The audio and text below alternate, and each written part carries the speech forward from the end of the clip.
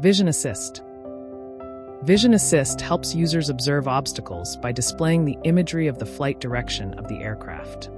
Swipe left on the altitude indicator, right on the mini-map, or tap the icon in the lower right corner of the attitude indicator to switch to the Vision Assist view.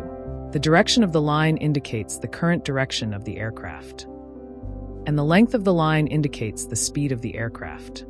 The view direction icon indicates the orientation of the Vision Assist view.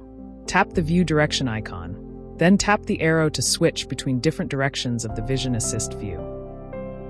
Tap the arrow again to lock the direction. Tap the view direction icon to unlock. Tap to view the map. Tap to close the Vision Assist view. Tap to maximize the Vision Assist view when an obstacle in the current flight direction is detected. The Vision Assist view shows a collision warning. The color of the warning is determined by the distance between the obstacle and the aircraft.